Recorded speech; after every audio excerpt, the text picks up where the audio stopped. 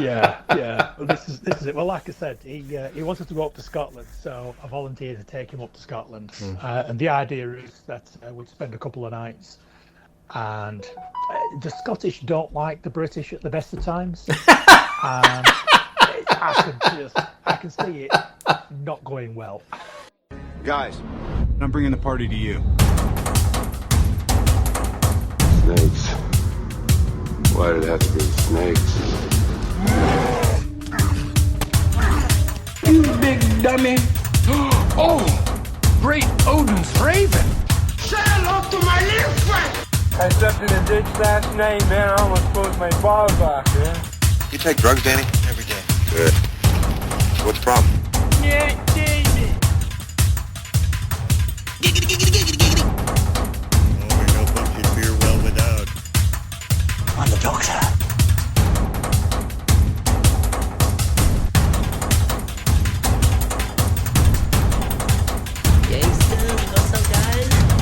This aggression will not stand, man.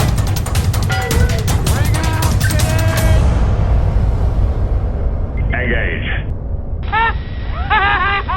Quiet, numbskulls, I'm broadcasting. Hey everyone, welcome to Pop Culture Cafe. This is season 14, episode 409. I wrote it down.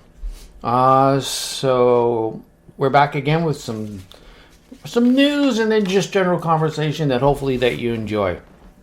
So we're gonna go again like we usually do. Start with the guy who does actually look for shit. That's Paul, Scott, not Paul. Paul does it, but Don't put me on Reddit. Basically, this first news story is I would call it a happy section of life. Mm-hmm. Robert Duvall, 95 years of age. Yeah.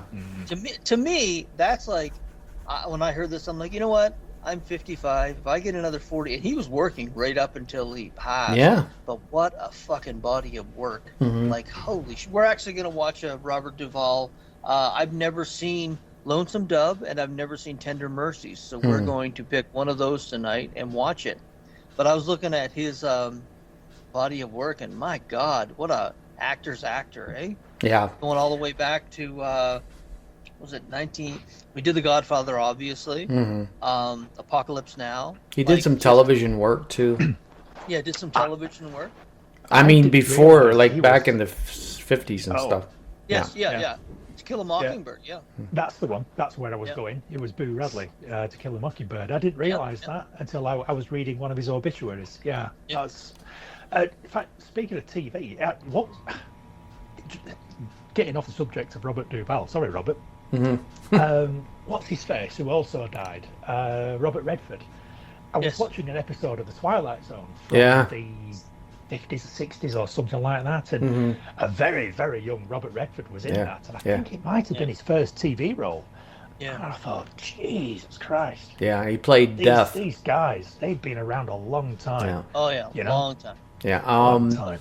I heard someone say on one show that when you went and watched, how they put it, something like when you watch Robert Duvall in a movie, you were watching cinema. You weren't watching a movie. Like you were watching cinema. Yeah. So I haven't watched a lot of his stuff, but everything I've seen him in, it's been good shit. So. I love him with John Travolta in Phenomenon. It came out in like '95. Oh, I remember that. Yeah. Days of Thunder with Tom Cruise. Yeah. Like again, great in it. There's so many. I bet you I've only watched half of his movies, but he was just an actor. It's the same idea with Morgan Freeman and Michael Caine. Those character actors that they got into it for the love of what they were doing. They weren't paid a ton of money in the early years, but those guys, there's a whole the institutional knowledge that's there between those actors, and I bet you if I sit down, I can name like 20 or 30 female and male actors. They never really hit it big, but they always had these awesome supporting roles, and they always stood out in everything they were doing. Yeah. But yeah, like I was like, oh, he died, but you know what? 94? 95, man, he had a long, good life. Until last year, yeah. I mean, there's nothing wrong with that run at all, and I was like, that's inspiring. He was working right up until his mid 90s. Yep. And if I can do that, I'll be quite happy about that. I want to stick around for the robot revolution. So the robot revolution. Yeah. The kind of downer was James Van Der Beek. Yeah. But there's a bigger story within that. Fuck. 5-3. Sorry, guys. The folks who because Dawson's Creek and Varsity Blues, they're now in syndication. He had to sell a lot of his memorabilia to pay for cancer treatments. And by the end of it, they had to do a GoFundMe for his family, which raised like $2.7 million. So they're going to be fine. But it came out that Katie Holmes, Joshua Jackson, and Michelle Williams from Dawson's Creek, along with Stacy Keibler. Remember WWE, the young lady with the long legs? Oh, fuck they yes. were friends. Yeah, they were friends. And they all paid off the mortgage to his house. So the kids are over and above and $2.7 billion, because I watched an interview with him because he left Hollywood during the pandemic. He was one of the folks that said, you know what, there's more to life than that. Well, he also went home to raise his kids. He had 6 of them. Yes, he had 6 kids, and he went home to raise them. And I watched the interview with him on Rogan, and he seemed like a genuinely good guy who just had found peace in his life. But it's amazing that these actors, and although the studios have no liability or no need to, the fact that he had to sell his memorabilia to pay for these treatments. Meanwhile, the syndication rights for Dawson's Creek are making, I think it's under the Sony banner, it's making them hundreds of thousands, if not millions of dollars over the years. And they didn't step up to say, you know what, this guy's part of it. It's amazing. As I said, they have no moral. Same with the comic industry, which we talked about before. There's no legal responsibility, but I think there's a moral responsibility. If someone makes a shitload of money, kicking a couple of bucks when they're down. Yeah, no. Well, I'm talking about that. I've heard different things talking about it. That he apparently bought a $5 million acre ranch and stuff. Yes. Yeah. And so they, so people are bitching and complaining about why GoFundMe we can buy this $5 million ranch, and I don't know the whole aspect of it, but unless you do some more deep dive into stuff, if you just read the headlines, then yeah, you can why the fuck does he need money? But you know, the apparently the insurance company for actors, the stuff, you know, for medical and stuff, is not any better than anything else, right? No. Well, there's 50,000 downloads. There were 50,000 contributions to that GoFundMe. So a lot of people, it wasn't just like 20 or 30 people, it was a lot of people said, this guy's a decent guy. You know, it's the rare time. I remember when, who was it that passed? Christopher Plummer, when he passed away there a couple of years ago. You heard nothing about it. It was just like a blip. You can tell who the pricks are in Hollywood, because when they do pass away, they get like 6 hours of time, and no one ever talks about him again. But this that's Kevin Smith was talking about on. He was in. Yes, I was going to mention that. Well, not that. 2001. But it's not that. It's he was talking about the exact same thing that he says. Some people get a blip. They got to be famous, right? Yeah. And they're 6 hours and they're done, whatever. And he said, you can tell that this guy was liked because it's been days and people are still talking about him. Yeah. So. He's a genuinely good guy. Yeah. So I talked about this before, but it's been kind of confirmed now. The Mummy, number 4, is coming into theaters. There's 2 mummies. Yeah. May 19th. Oh, yeah, there is actually. I saw the poster for that. On May 19th, 2028, Mummy number 4. I hope they don't call it that. It's going to be directed by Matt Bettinelli and Tyler Gillette. These guys, I don't know much of their work because they've done a lot of horror work in the last 5 years. A lot of movies I've heard of, but I never watched, which is kind of good. If they're going to be doing that Mummy franchise, giving it a little bit of depth. Give it a horror edge. Yeah, as the series went on, like I watched the first Mummy, and I watched the second one in the theaters. The third one was god awful. It was the one. It was that time. Remember they do Independence Day 2, Yeah. And you could tell it was a lot of Chinese money because it was very simplified, and you could tell it was simplified for the Chinese market. And same with the Mummy #3, it was simplified for that Chinese market.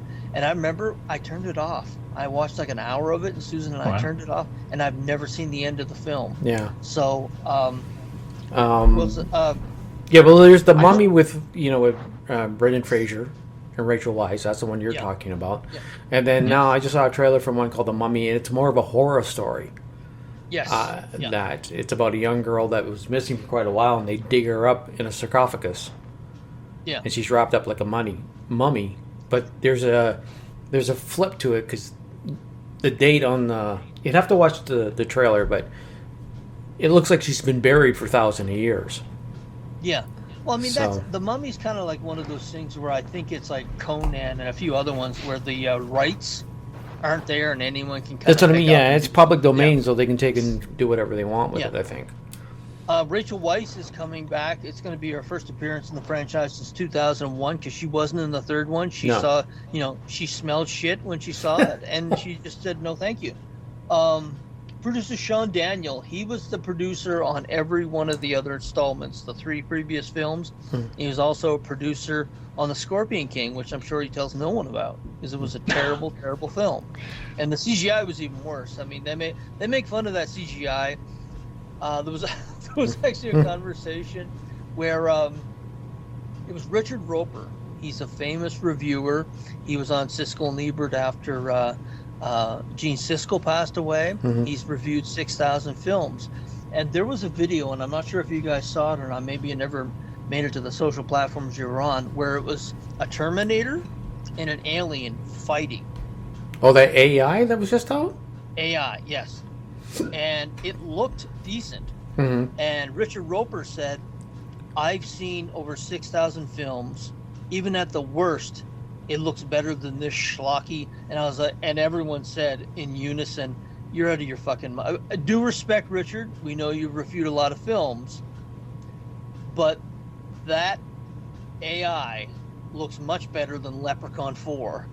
So, they were like, due respect. And one of the things they brought up is someone said the Scorpion King, and they did a still of The Rock and that Scorpion King, and they said, Richard, due respect, you are mistaken. That AI looks pretty good, and it's just in the beginning stages. Yeah. But to see a Terminator and a Predator going hand-to-hand combat, you're thinking, wow. Yeah, you can see where... I mean, you knew it was AI from the start, but there is indication you can see where they're...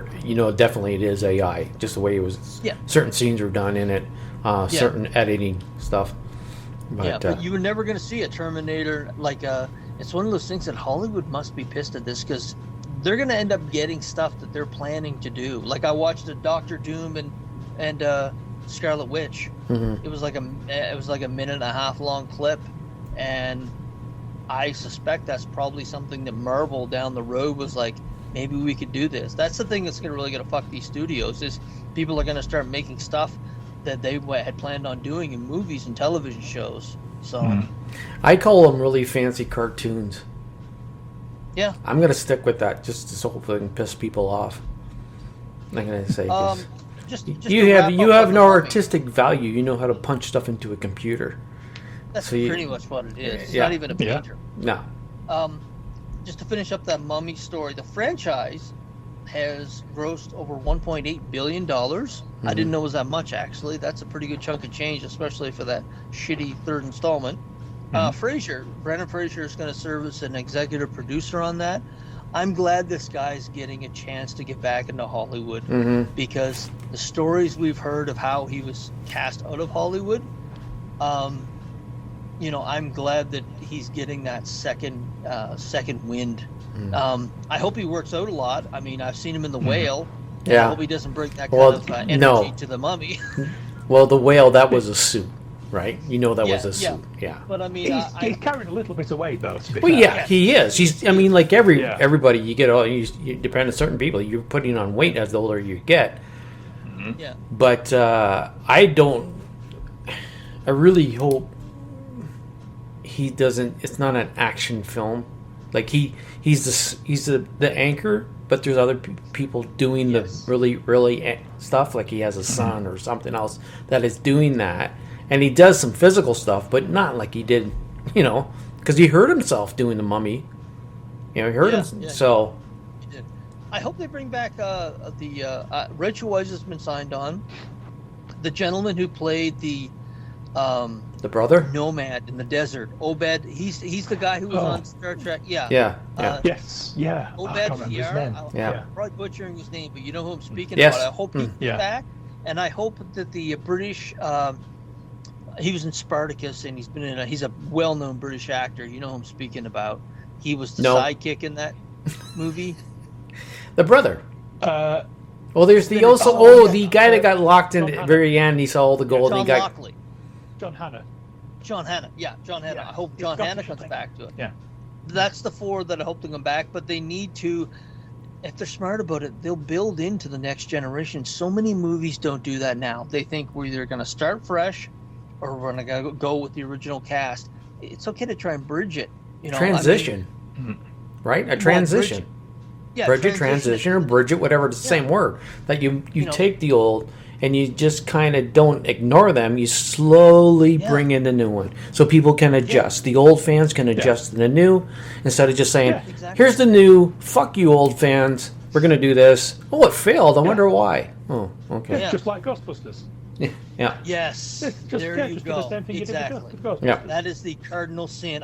Something was buzzing in the back of my mind, and I could feel myself getting angry, and that's what it was. It was like that is the cardinal sin. So many franchises have done that, where they're just they don't know what they're doing. They can't transition from one generation to a next without shitting on the old generation or bringing in a brand new generation and giving no backstory to it. So I hope that Brendan Fraser's done a lot of studio work over the last 5 years, so I hope he's cognizant of that and says, okay, there's an opportunity here to restart this story. So we'll see. There's one of the services has his latest film in which he played the rent father in Japan. I can't remember the title. Yeah. So it's on one of their streaming services right now. So I might give it a watch. I've seen the picture. I've seen a poster for it. I haven't seen the trailer or anything. Yeah. So, any other news that you want to bring up? Mike Flanagan. He was the Haunting of Hill House. He did the Fall of House of Usher. He's writing and will address. And I guarantee you, Paul, when I say this, you're going to turn your fucking nose up because I believe you've seen this film. He is writing and will direct a new adaptation of The Myst. Mm-hmm. I've watched that movie once and will never watch it again. I thought it was it's a classic. It's Frank Darabont. Oh, it's a great film, but I can't handle that ending. That ending, exactly. How do you redo that? How do you put someone in that? That whole movie was over time. It's become a fucking masterpiece. I don't think I've seen The Myst. I've seen The Fog. You gotta watch The Myst. I don't think so. Oh my god. No. Well, okay, we're not going to say anything else about it. Yeah. Don't say anything else. I'll see if I can find it somewhere. Let's go straight to Amazon Prime. But John, we'll talk about it like they're going to redo that. Yeah, I heard about that. But I heard it was going to be a series. No, it's going to be a movie. But they already did a series. They did a series already, and it flopped. It was actually starred the Queen from Vikings, and it was actually shot in my hometown, in Windsor, my small town in Windsor, Nova Scotia, and but it's like redoing Shawshank Redemption, or redoing The Green Mile, just taking a classic and just there's no need for it. And it's funny that I like looking at the comments section when the stories like this come out. The whole comments section was why are you doing this? Like you've got a perfect movie. Why are you doing this? So. Yeah. Interesting. I won't watch the new one. I can't, no desire. No, that's the cast in it. Oh fuck the cast! Yeah, the cast is amazing, and it's like, Thomas Jane. I mean, second favorite Punisher. Oh my god, yeah. I can't believe you've never seen that. That's a treat for John and I. The fact that you're going to be able to watch this for the first time. I must have just skipped it because I'm a fan of The Fog. Okay. The John Carpenter one, like I said, the John Carpenter film, And I just thought the Myst was a cheap knockoff of the Fog, to be quite honest with you. No. So I don't think I ever had any interest in it. No. Oh, you're gonna enjoy it. You're gonna enjoy. I'd be very surprised just knowing your likes and dislikes over the years. I'd be very surprised if you're not like, wow. Anyway, we'll leave it alone. We'll not spoil anything. I will find that somewhere and watch that. Okay, well, since you're finding it, we'll take another commercial break here, folks. I'm warning people to skip the commercial, but we're probably one or two. But anyways, we'll be back in a couple of moments. All right. Yeah, but the Myst is the ending will ruin you. It'll fucking ruin you. A masterpiece. Yeah. Yeah. Don't say anything else. Don't say anything else. It's a masterpiece. I'm gonna have to watch it. Okay.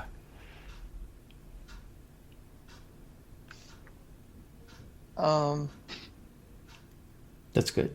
Okay. Hey everyone, we're back. Paul is still looking for the. Yeah, have you found it? I can pay for it if I watch it on Amazon. It isn't on Netflix. Okay. Looks like I might end up having to pay for it. Yeah. How much is it cost you? Not a huge amount. I think it's £3 something to rent it. Oh, it's worth it. That's not bad. No, that's not bad. It's worth it. It's worth it. Yeah, it's definitely worth it. I'll do that. Okay. Yeah. All right. Hey everyone, we're back. Paul, I get it with you for this game. We're gonna. You got more news, or you gonna break into the run? I got two stories left. Oh, you should have told me before we were booked for the news. But anyways, go ahead. Do you guys, either of you watch Babylon 5? I have not watched the whole series. No. Okay. I haven't watched any of it. No, on YouTube. One episode a week. They're putting it on YouTube. One episode a week. Which service? I think that's. YouTube. I mean, the thing is, there's Netflix, but there's or YouTube, but there's also YouTube US. US. There's Canada. There's Europe. They might not be able to have the broadcasting rights in certain countries. My understanding from this is they're putting it on YouTube. Okay, so when you read that information, they forget that there's Canada. That's what I hate about the fucking news and the fucking news from the States. They always fucking get you at the fucking drive-through. They everything's like it'll be in the US and in Europe. Hello? I think it's on. What the fuck? We're here. Is it going to be in Canada? Where they're posting it, I think that it's just on YouTube Canada. But I mean, the fact that they're doing this with an older TV show and posting it once a week tells me that industry is saying, okay, you know what? Once a week's good. Because pretty well every streaming service show has gone to like once a week. Mm-hmm. They've gone back to the old format. As I said, I've mentioned briefly on other shows, I've never seen someone hollow out an enemy and then just wear the carcass around on its head, which is basically what streaming has done now. They've done now. They literally ran them out of business, or they took away the 22 episode season and they took away all the broadcasting and commercials and so forth. And now they've gone back to once a week because folks were just gobbling it up and never thinking about it again.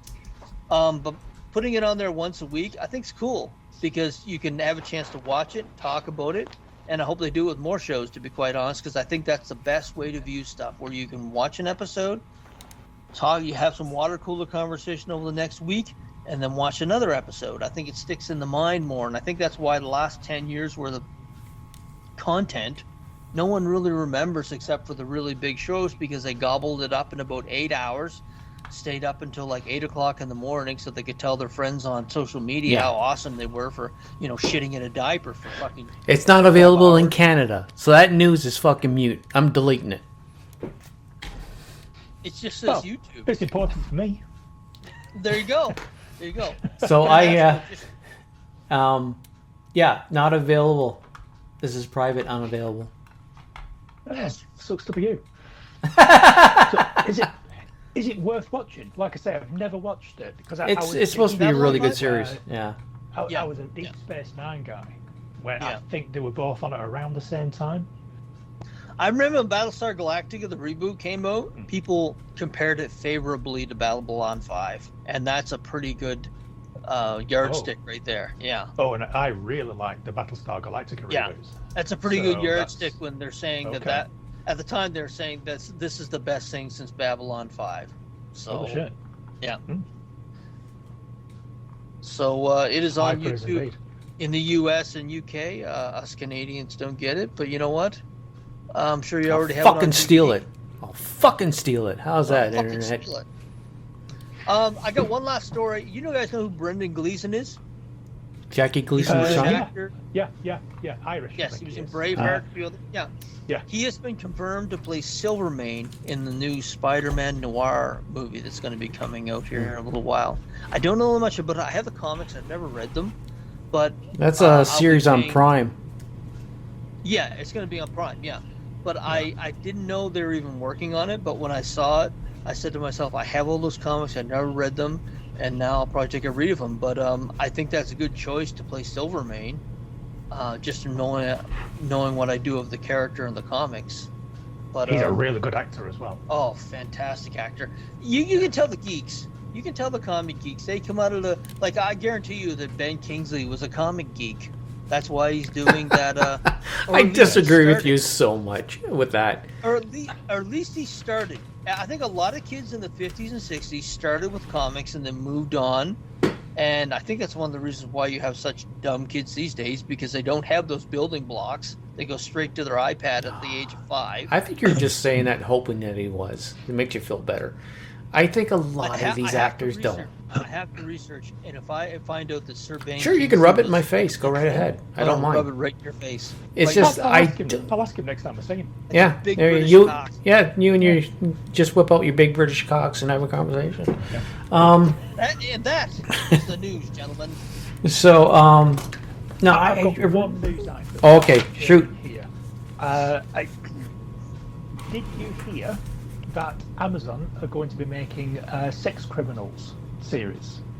I did. Yeah, I heard it a while ago. Oh, I think I might have, but forgot about it. All this news. I've been hanging on to it in case we needed anything to talk about.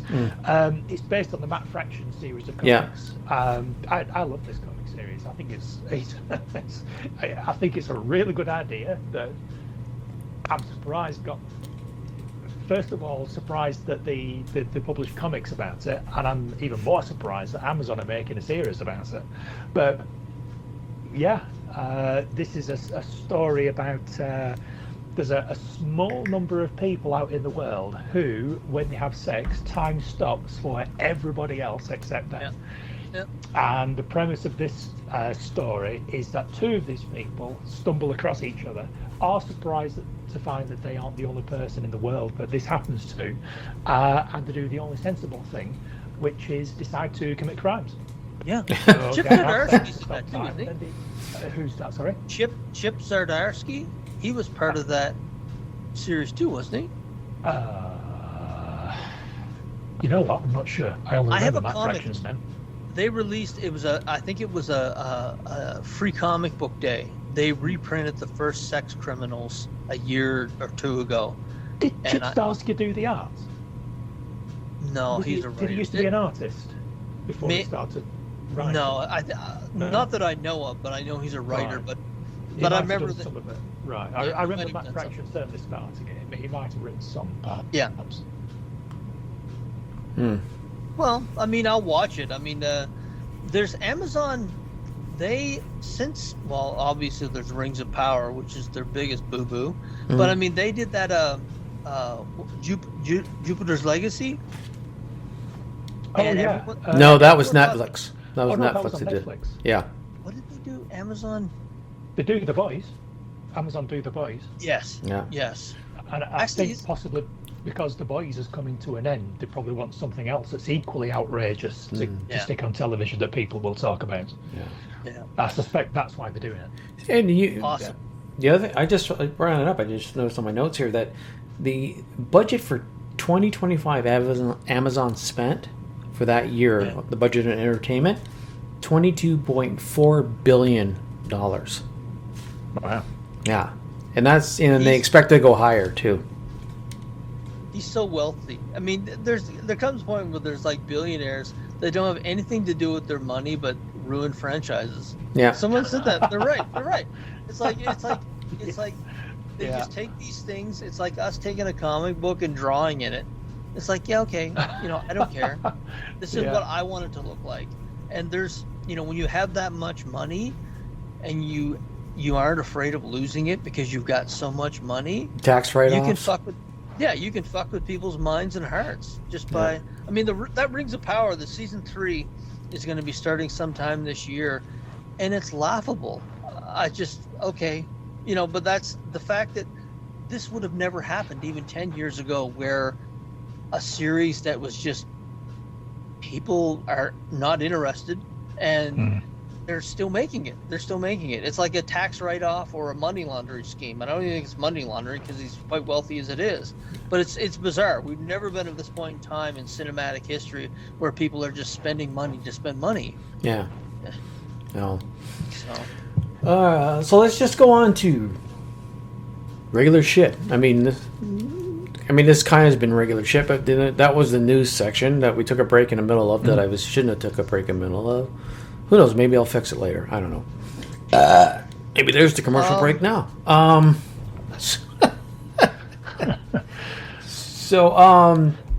You got what do you got, Paul? You got anything you want to bring up before we end the show? We still got a time, but I've got a couple of things to talk about. Yeah. I finally watched Predator Badlands. Oh, It's on Disney Plus. You Yeah. can stream it for free on Disney Plus. Yep. So I watched that pretty soon after it first started streaming. I've been meaning to watch that for a while. I really enjoyed it. I thought it was good. I thought it would probably make a better TV series than a movie, to be quite honest. I thought, when it had finished, I thought that was a really good pilot episode for a TV series. More so than a movie. It was a good movie. Yeah. But I don't know whether it was a great movie. It was very entertaining, but in a small way. It wasn't. It wasn't. It didn't need to be a movie, in my opinion. I mean, I'm not criticising it for being a movie. It was very entertaining, but I would have liked to have seen it as a TV series. I think. I don't think they'll ever make a TV series out of this type of thing. I suspect that they're going to keep making movies, but yeah, it had humour in it. It had action. It had a lot of action, an awful lot of action. What's not to like about it? But it's very difficult to say more about it because it is what it is. It was a predator killing things. There was a couple of jokes in it, and then it ended. How did you feel about Dakota? Is that her name? Dakota Fanning? No, Ellie Fanning. Ellie. It's I don't have a problem with the actress. It's the first part where it seemed like the backseat driver constantly yapping away, and it got a little annoying until later on through the movie where it got less annoying. That's the only part that I had a difficulty with. I was just, Yeah. It's I don't know. It served a purpose in the plot, I suppose. Mm-hmm. No, I'm not. You're right. It served a purpose. It's just I found it annoying. So. Well, to be fair, that was probably deliberate because she was supposed to be annoying, and the predator was annoyed because she was annoying. Yeah. So that's not surprising, really. I think you were supposed to find her annoying. Okay. Not beautiful CGI. Yeah. It's very, very creative film. I must say I like it right at the end, and it's something of a spoiler, but I mean, fuck it. I think I'm the only person in the world who haven't watched it up till last week. I liked it at the end when he armed himself with all the dangerous stuff from the planet. Yeah. Basically, everything on the planet will kill you. Yeah. It's basically it's Australia. Yeah. Everything will kill you.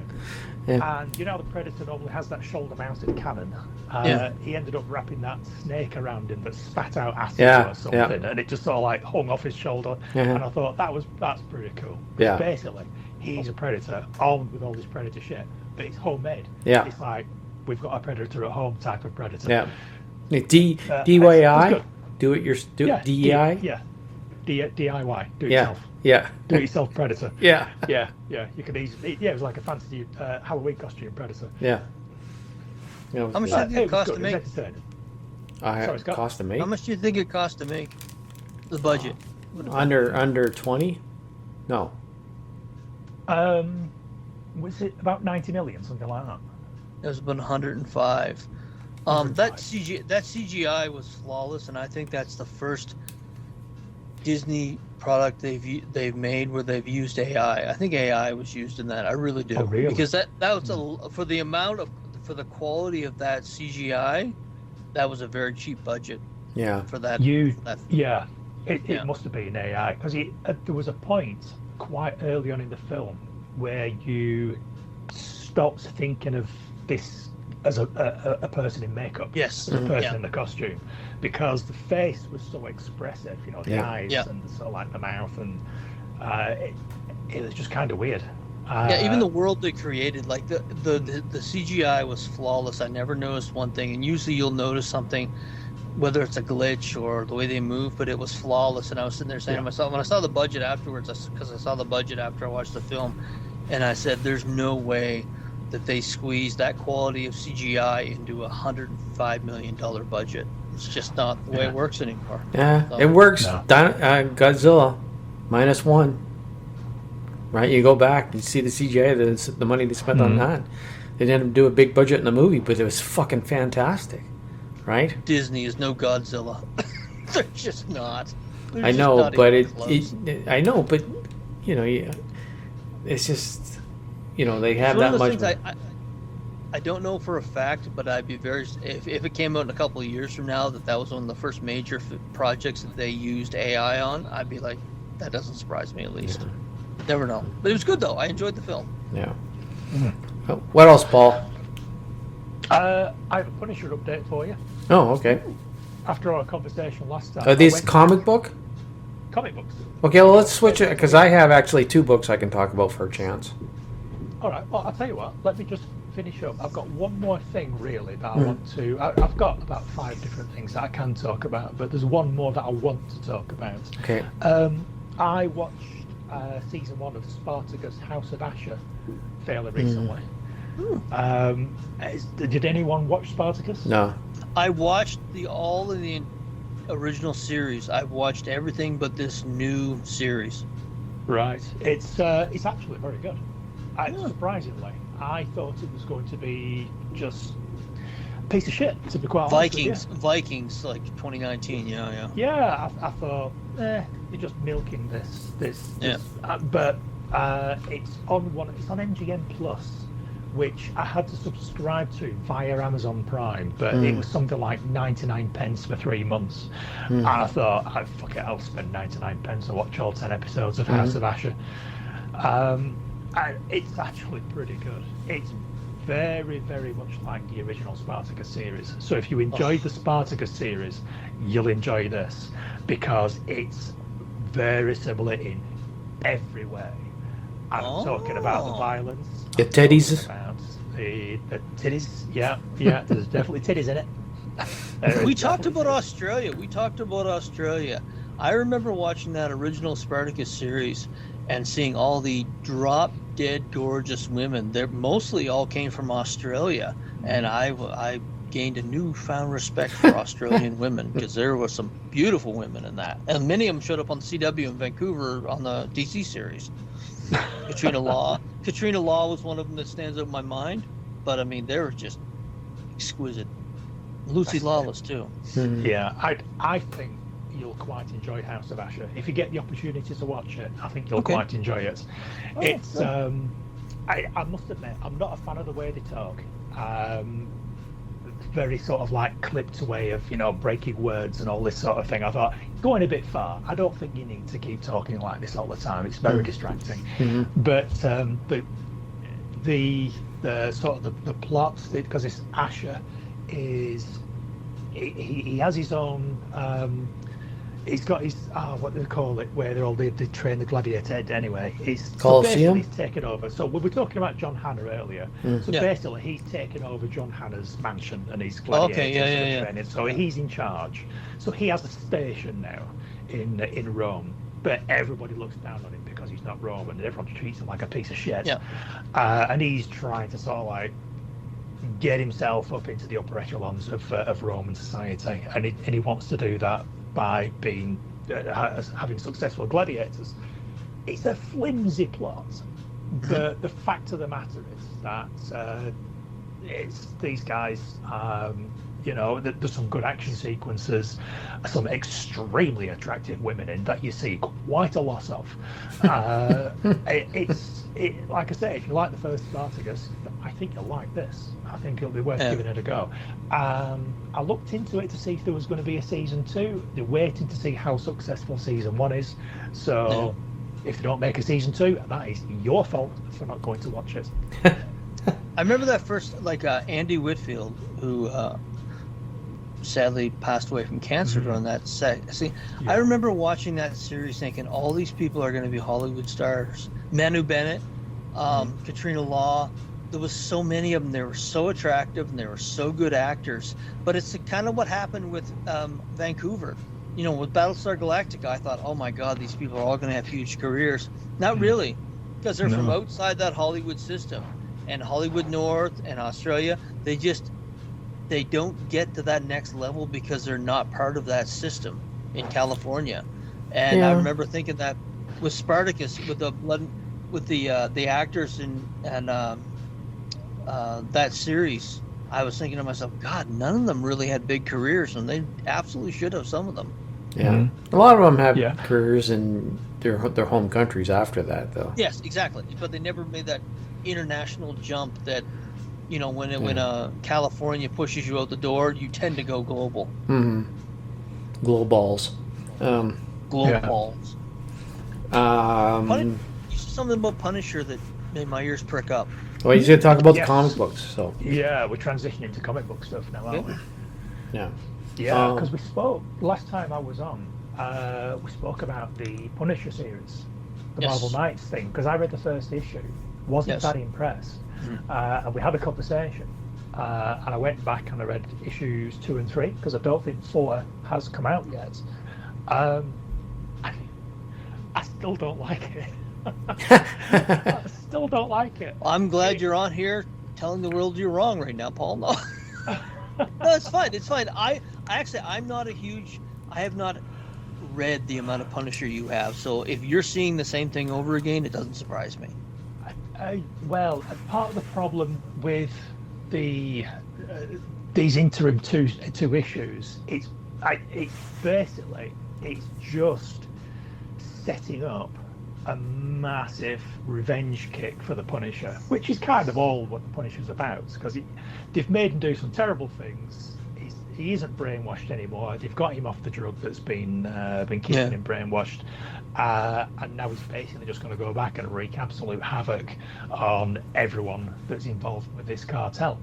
Now that is probably going to make for quite an entertaining issue, but it's just it's taken 3 issues to get to this point where it's like, normally that's like the third act of any Punisher comic is the point where he goes absolute batshit on somebody, or if there is 2 or 3 issues, he spent an awful. I think part of the problem for me is that he spent a lot of time in this miniseries not being the Punisher. And I think that's the problem that I've had with it. Is it's a Punisher title, and he spent an awful lot of time not being the Punisher. He's being kept in a cell, brainwashed, and so pretty much for the whole of issue 3, he just spent it tied to a chair, just getting off drugs. It's like,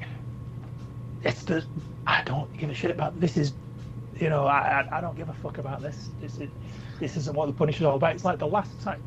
One of my favourite Punisher moments was after a period of time where he'd been incapacitated. He'd had the absolute shit kicked out of him, and I think it might have been who used to write it. Was it Grant Morrison, or am I getting his name mixed up with somebody else? Are we reading the same Punisher? There are 2 series. Is the Kingpin in the one you were reading? No. Oh, that's where it's going. There are 2 Punisher series out right now. You fucked me over them. I'm reading the one that Benjamin Piercy's writing, and it has Kingpin in it. It has Tombstone in it, and it's very well written. That might explain it. Oh shit, we're talking about 2 completely different series. I'm sitting here saying to myself, are we reading the same story? No, clearly not. Benjamin Piercy, it's a 5-issue miniseries. I know you're into Marvel Knights. I'm thinking, I think we're reading 2 different stories, because there was a Punisher story out, but I saw it and it looked exactly what you said. But I've read Benjamin Piercy's. He's a novelist who just happened to have his words drawn, but it's night and day. It's night and day. So if you have a chance, if you're not completely dead on the issue, pick up the Benjamin Piercy series and read that, because that's very good. Yeah, not this boring piece of shit that I read it. But no, just to finish the comparison. So like I say, issue number 3, he pretty much spent the whole issue tied to a chair, detoxing, coming off drugs. Yeah. The last time I saw him in where he wasn't doing anything, where nothing was happening, was one of the best Punisher moments I had ever seen, where he's in a prison hospital. He's had the absolute shit kicked out of him, and he's just incapacitated. He's just lying on the bed. He can't move. Everything's broken. He's just laid on this bed. Everything's broken, and all these real bad guys who were in the prison come in to the hospital to kill him. Basically, everyone comes in. Everyone knows that that the Punisher's in hospital, and there's nothing he can do. So all these real sort of like gangsters and gangbangers and goodness knows what else, are supervillains coming in. And they're all stood around his bed, and they're all sort of like, I'm going to do this, I'm going to do this, I'm going to do this. And then they're all looking at him, and the Punisher's just looking back at them. And then one of them will say, well, go on then. And then another one of these gangsters will say, I'm not going near him, you do it. and everyone chickens out. And then the Punisher's just led there, and he says, will one of you attack me, or will one of you kill me? And then at that point, they all say, fuck that, he wants us to attack him. I'm not going anywhere near him. They all turn around and fuck off. Yeah. And the Punisher's just led on the bed like, fuck me. That's decent writing, but I mean, who wrote this? Do you know?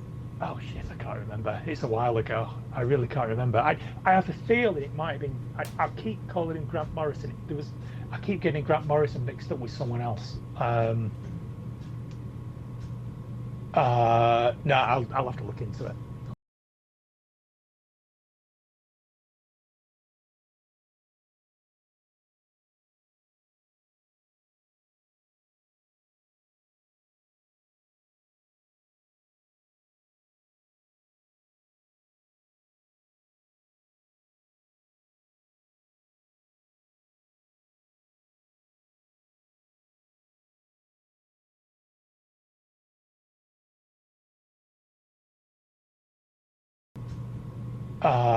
No, I'll have to look into it.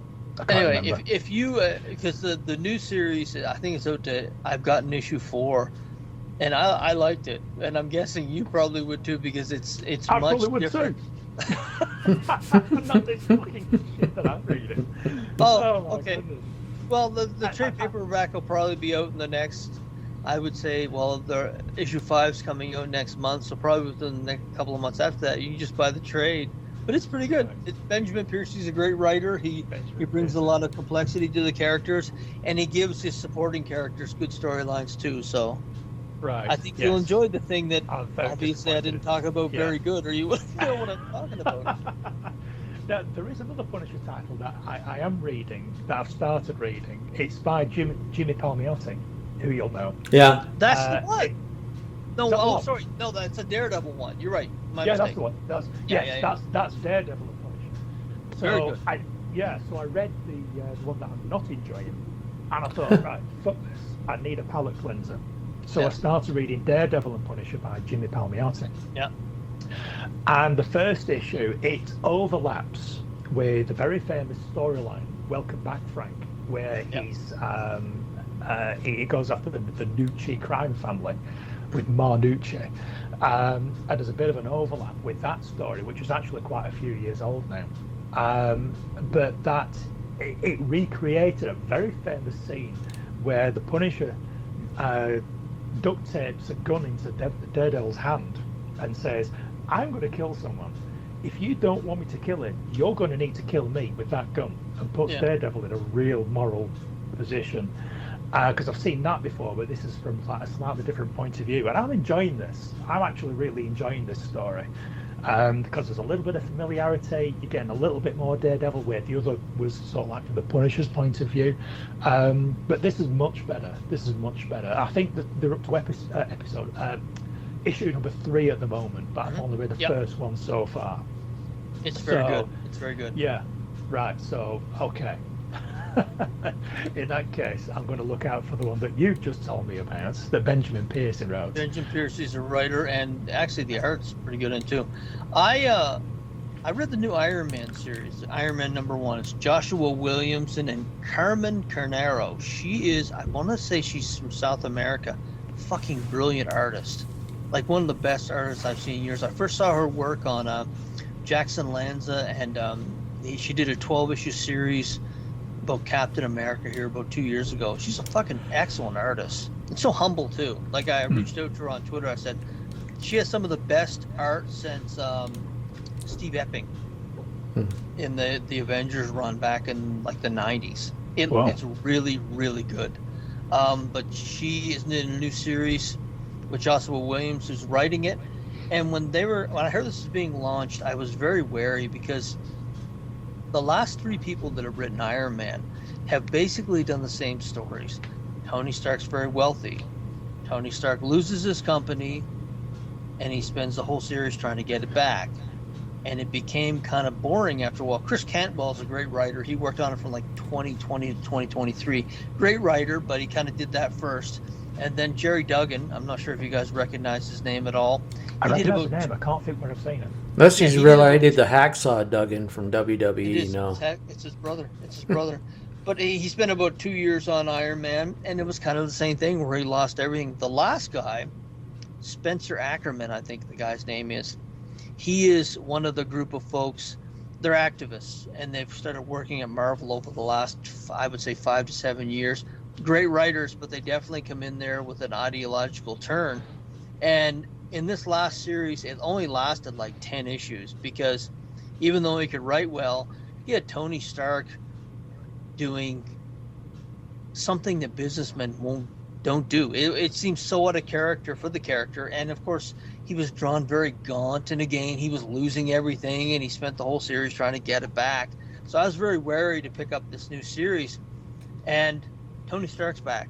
The Tony Stark from the Avengers Endgame, and that cocky, smart guy who knows he's smart, and he's got that vulnerability to him, but he's cocky because he's smart. That's back in his character. And he looks like he goes to the gym, and ladies love him, and he's attractive because, of course, he's wealthy, he's a good-looking guy. And they seem to have leaned into that. And it's only one issue, but I was thinking to myself, God, this is such a fresh breath of air since the last 5 years, where basically Tony Stark was just a beaten loser. It seemed like every one of the series, which is a weird place to put a billionaire in. So I'm really enjoying the first issue, and I'm actually looking forward to it. It left a little nice hook at the end. You're thinking, okay, why are these guys thinking about Tony and what they're thinking? So there's a lot of mystery brought to it also. So I'm really looking forward to the series in general, just because it's so different from what they've done with Iron Man for the last 5 years. Oh, it sounds like that. I've always liked Iron Man. It's always been one of my favourite characters. I hated what they did with his personality the last 5 years, where it was just, he was such just loser for like someone who is brilliant and a handsome guy and it's like no one's that unhappy that has those things. So it's nice. Unhappy piece of scum. Yes, I've got to the bottom of this Punisher issue that we've been having. So as you know, I buy all my comics digital using Amazon, and Punisher #1 by Benjamin Pearson is on my wish list because it is not available to buy until the 25th of February. So that's why. Very interesting. And I bet a lot of the novelists say, you know what? I want them to buy the floppy copy. I want it to be in paper, and then you can put it out. Okay, that's fine then. So that's why, because it's not available to buy. That's why I've not read it. But nice. I knew that. Yeah. So we are talking about two completely different books. Yeah. Okay. The one I've been reading is not the one you've recommended. No. It's well, you can tell it's a continuation like that. And the one thing I did notice about this new series from Piercy, all of that stuff with Weird World and his wife, we're 4 issues in, and there's been no mention of it. It's almost like he just said, no, I'm not having anything to do with that shit. Yeah. It's great that he did it, and it was a well-written series, but I'm not taking Frank Castle in that direction, and I'm not going to mention anything that happened in that direction. Yeah. I really like that they brought back the original costume as well. Yes. Yeah. Yeah. Classic costume. It's good. Yeah. Well, I hope you enjoy it when you have a chance to read it. Oh, no doubt. It's like I say, it's released on the 25th of February. So the next time we record, I will have read at least issue number 1, and probably issues 2 and 3 of Daredevil and Punisher as well. Nice. In fact, at this point, fuck it, I might as well as read the 4th issue of that one that I'm not enjoying, because I've put up with the first 3 issues. I might as well as get the payoff. The point where he actually goes back and kills everybody, which is, or gives him a good slap on the wrist. Yeah, that's right. Yeah, he'll give him a damn good telling off. Yeah. Have you had a chance to look at that Elseworlds DC versus Vampires at all? No? No, I haven't. No, that's on my wish list. I've got a lot of stuff on my wish list. I haven't actually, no. Okay, fair enough. No, I haven't. I'm going to get my one book in. Very interesting. Because I don't do this very often. It's called Ordain. It's from Bad Idea Comics. Robert Venditti and Trevor Hershine and Dave Stewart. Now, I'm not, that's bagged and board, so I'm not going to open it up to let you know who did what. But usually it's the writer, artist, and then inker. But the bad thing I don't like about previews not coming out anymore is I can't really look up books. I will not spend my time going through each individual company on the computer to find out what's going on. So this is the second print. It's not the first. I saw, so it must be doing well if they got a second print. My comic reviews, are basically for dummies, where you guys have a very eloquent way of putting your stuff, but it is right now. It's about a priest who is called in to take the last rites to a mob boss, because the mob boss is on his deathbed, and so just like anything else, when you take give your confession to a priest is not allowed through the religion to tell anybody what happened. So he needs to get his Hail Marys and stuff so he can get into heaven. Well, the priest takes it. He's stopped by a female cop trying to get him to tell her what he said, because she's been following this guy's cases for years and wants to bust him, but he says, I can't do that. But there's no explanation why, but suddenly the mob boss, who was supposed to be dead within a little while, recovers, and he's alive. And first thing he does is brings his boys in and tell him to go kill the priest, because he's afraid the priest is going to squeal on him. Well, they go to one guy's Corda. He doesn't want to do it, but that's his job. He's a thug. Another guy, he just gets to kick the idea of killing the priest. So they go to the church to kill him, but things don't work out the way he want, and the priest puts up a really good fight. And the one line that gives you an idea that something else is in the background, like most of these books, is that who the hell are you? Like, basically claiming to the priest, you're a priest. How the fuck are you able to fight like this? And it's not heavy. It's not real heavy with back information, or it's really kind of simplified book to read. So it's basically it's the mob trying to kill the priest. The priest is not who you think he is, and then it goes from there. And it's only issue number 1, but it was something different to try. I didn't get as many books that week, so I figured I'd try something different. I did not know like it was volume or second print, but I'll pick up the other ones to see what's going on. He's probably going to end up being he was in Secret Service or something like that, or a basic story, but it's something different to read than the other stuff. So if you're interested, I don't know if he has any more copies at the shop or not, but like I think I've seen that. I've seen that cover. I'm seeing it. Anything? Did you happen to see? Was there a conversation about White Sky? Yeah, I've seen that. The White Sky is a book that I'm supposed to go find for Tristan at the other shop for. Okay, because it's an Image book, and I had been following the story online the entire day about this book that came out from Image called White Sky, and basically it's The Walking Dead with ghosts. Oh yeah.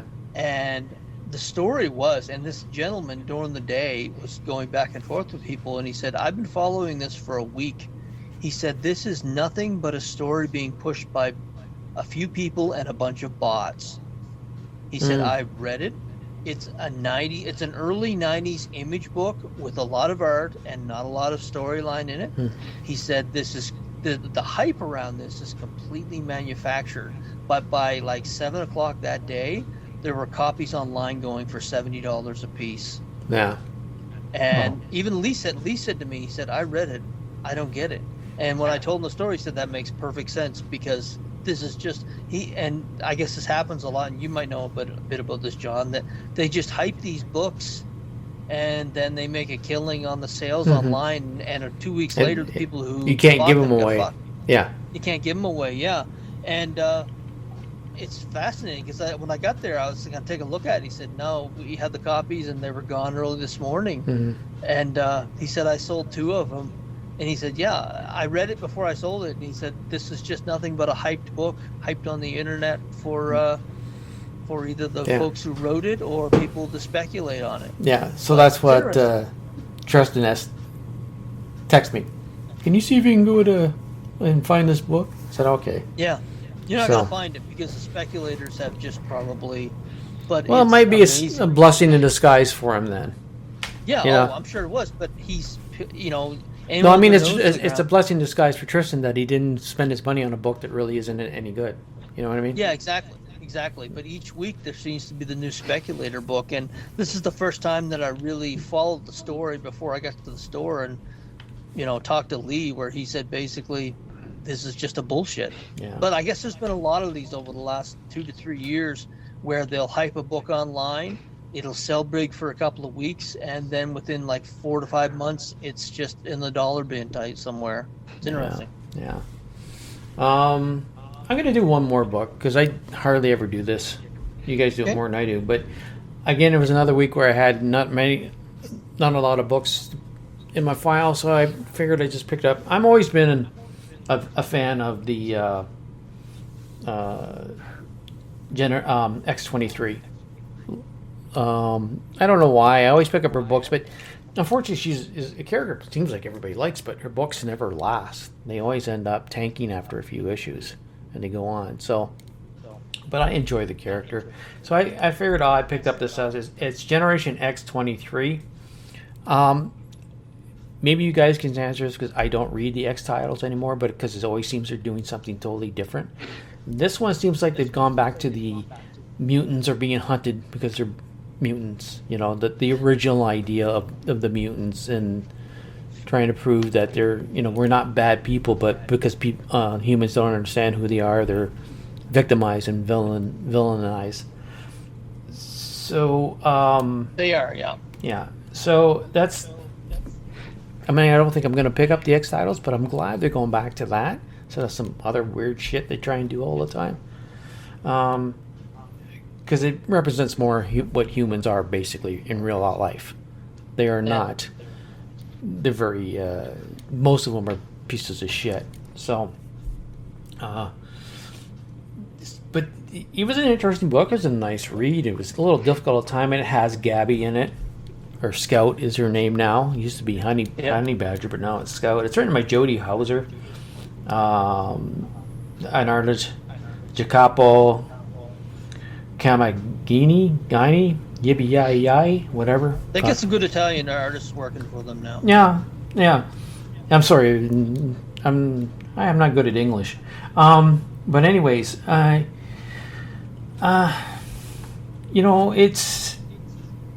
it's fine. It's basically, help me, Obi-Wan, you're our only hope, with Laura being the only hope. She has a friend that apparently can fuck around with the dimensions, and she needs help. And there's a group of young mutants, and cowering in the corner. They're, because this one character, can you help us? You can save us. This girl disappears. It's supposed to be her friend. She's young. You can tell by the way I'm mumbling my way through it. It was just, I didn't think it was anything special. They have rolled out about 12 different series since the Age of Krakoa ended. And none of them have made it past 10 issues. Yeah. They've really been trying to push their female characters, and it's just not working. Well, it's not that. It's not really anything special. And another group of people, another group of mutants needing help, and you're the one you're the one who can save us. Okay, I've heard this story before. Yeah. She ends up going to this place where there's a bunch of mutants that they drop out of the ceiling. That's it. Are you gonna? You join us to help? Whatever. Fuck. So as you know, I can say I'm the review for dummies, and this is when I like the art. It's an interesting story. I might pick up just to see who these kids are at the end of this book, but I don't think I'm going to go any further. It just doesn't catch my interest. Not as much. So, anyways, yeah. Okay, that's my really bad review. Mutants, they did the Age of Krakoa, and Paul, you read some of that, didn't you? I did. Yeah. Yes. Yeah. They made mutants assholes. Mutants are assholes. They went from being hunted and feared to being bureaucratic assholes that you really didn't like, and they were kind of bullies as well.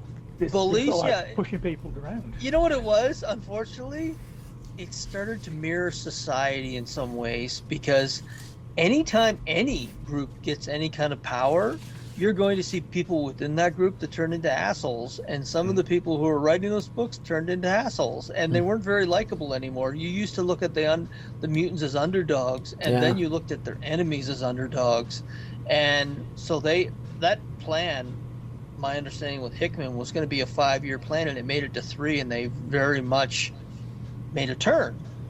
Unfortunately, what they did was, when they ended the Age of Krakoa, they took because they were thinking forward to the movies, they took every female mutant character they could think of, and they gave them titles in the first year. And I think I counted 12, and none of them made it. I think Magic made it to 12, because when you read them, and I did read most of them, at least the first couple of issues, you realize the writers on here had no real history of the X-Men, and I've mentioned this before on the show, they Scooby-Dooed it. And people didn't stick around, and I don't know where they go with that. I think that's what they're going to use as a template for the movie, but we'll see. But yeah, that's why they brought back guys like the Punisher, because when they did that Jason Aaron series and they kind of buried him, they were going to keep him buried. It was going to be like a 5-10 year plan, like with Wolverine, and he was back in less than a year. It's because a lot of other stuff they were trying at other ends of the company just pancaked bomb. Oh, they should do with anything new is just do it like a 6-issue, right? Yeah. Do a 6-issue. You're trying something new. See how it takes. Instead of this is the new book and blah blah blah. Yeah. I read a lot of them, and that the infamous one is, and a lot of folks at the shop, and I think I've mentioned this. Let's go around and give out our pronouns first. Okay. Bye. Yeah, well, yeah, I suppose why I don't read a lot of the DC and Marvel stuff anymore. Like this one. This one's a bad idea. They're not a high published. They're not a high.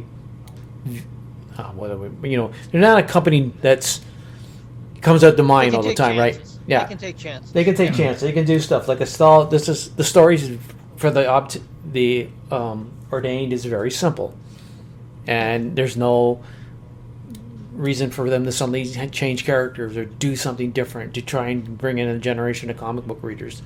You want to bring in a younger gen. I think just 6 issues. Let it go. If the sales are fine, then do it slowly. But it's still us. It's still us old fuckers.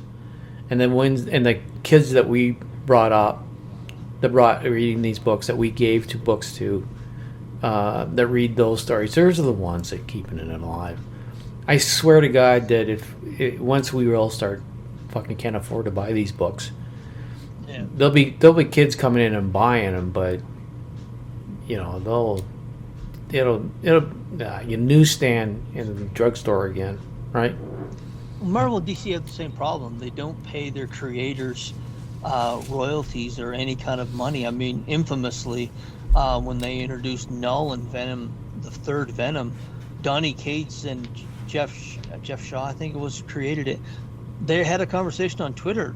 Did you see the trailer this morning? Yeah, didn't know about that at all. And Donny Cates is a pretty big deal at that point in time, and he had no idea they were using Null. So that was just a reminder that happens every couple of years where creators say, I'm not taking anything to Marvel that I really think is a good idea, because they're just going to take it and use it. They'll introduce their shitty characters I'll introduce this character, but I'm keeping the good ones for myself. Yeah. And I'm going to go to Image and these other companies and do it. That's why Marvel is taking all their male characters and putting them in they're just basically changing by sex or changing by gender. They really haven't had a ton of original ideas come to Marvel in the last 20 years, because those creators are like, fuck that. I'm not giving you an idea you're going to make millions of dollars off and me get nothing. Yeah. There's been too many stories that have gotten out of creators getting screwed, and they're just not going to do it. So you're going to see a lot of rehashing until Marvel shuffles off the mortal core. Shuffles off to Buffalo. Exactly. So. All right. So it's almost 11 o'clock here. So 3 o'clock. Paul? Fast approaching 6 p.m. Wow, am I off? 6 p.m. Yeah, I started at 3 p.m. Now it's 6 p.m. Yeah. So maybe we should end it there. Get on the end run. Yeah. Right? Can I just say? No, fuck you. Nothing. If you have a chance, watch it. Have a chance to watch it. Watch what? You cannot find it in the UK anywhere. But as from March, Sky is going to start broadcasting. What channel is it on? Is it HBO Plus or HBO Max or something? It will make you so fucking uncomfortable. You won't. Oh, what are we talking about? There's a point coming. The Pit. Oh, the armpit. Yeah, oh, yeah. I'm really looking forward to that coming over, but I just cannot watch it at the moment. It's nowhere to be found. Well, we'll talk about it next show then. That's fine. It's March. It's going to start broadcasting. I'm not going to be able to talk about it for another 2 months yet. Okay, fair enough. Holy fuck. Yeah, I know. Yeah. Wow. It's a third world country that I live in. I was going to say, how the fuck did you rule us? How do you rule us? We used to rule most of the world. Yeah. That's before TV came around. Yeah, before TV came around. Yeah. Yeah. So. Yeah. Okay. If that's it, then we'll call it a show. Thank you, folks, for tuning in. Putting up with the commercials. I think I'm going to have to do a little change around here, but yeah, that's it, really. Thanks for tuning in. We never, you know what we never do is we never introduce ourselves to the new listeners. If we ever get a new listener, we never introduce ourselves. So we're not going to do it now because we're at the end of the show. Because you've already wasted all your time. So we'll try and remember to do that at the start next time. Okay? Okay. And until next time, folks, have a lovely evening, day, afternoon, whatever you're doing. And shit like that. Okie dokie. Anything else, guys? Bye-bye. Goodbye. Bye-bye? Nope. All right. Okay. Bye-bye. Okay. Bye-bye. Bye-bye. I'm going to stop. You done recording? Hang on. And... Ladies and gentlemen, my mother thanks you, my father thanks you, my sister thanks you, and I thank you. That's all, folks. Thank you. Come again. Why, you little?